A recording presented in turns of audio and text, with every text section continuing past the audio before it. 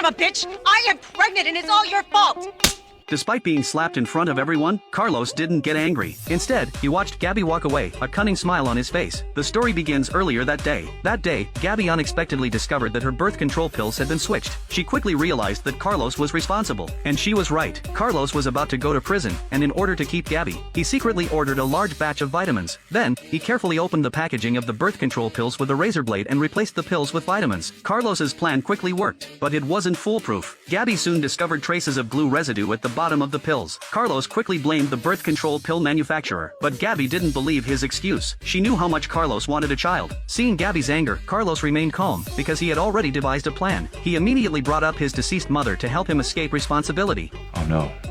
What? Mama! Oh, please. Hey, it's possible. I mean, you buy that stuff in bulk 6 months at a time, right? Yeah, so? Before the accident, I told her how much I wanted to have a child, and she said that she would take care of it. I just thought that she would talk to you. Baby, I am so sorry. Since Gabby had no other evidence, she reluctantly chose to believe him for the time being. As Gabby's emotions gradually calmed down, Carlos finally breathed a sigh of relief. But before he could completely relax, Gabby suddenly got up and left. Where are you going? I feel a wave of morning sickness coming on. And I want to be standing on your mother's grave when it hits. Although Gabby's words were hurtful, Carlos was glad that he had successfully fooled her. But what he didn't know was that after leaving home, Gabby secretly met her lover John in the park. It turned out that Gabby wasn't sure who the father of the child was, so she decided to confess everything to John. I'm pregnant and it might be yours.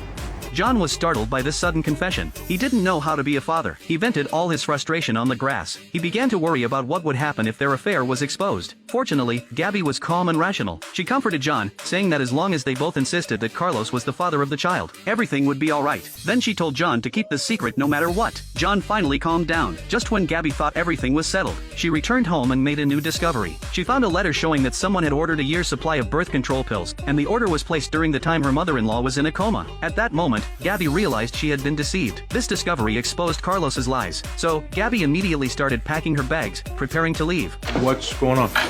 I just want to say goodbye because I'm leaving you.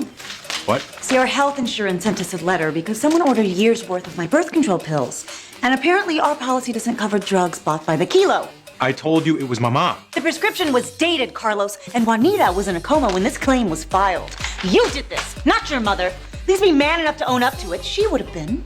Seeing his lies exposed, Carlos quickly chased after her, trying to stop her from leaving. However, since Gabby was pregnant, Carlos didn't dare to use force against her. He helplessly begged her to give him another chance, but Gabby ignored him and got into the car, ready to leave. Carlos thought he could use the child to keep her, but Gabby's next words completely stunned him. Oh, Carlos. Whoever said you were the father?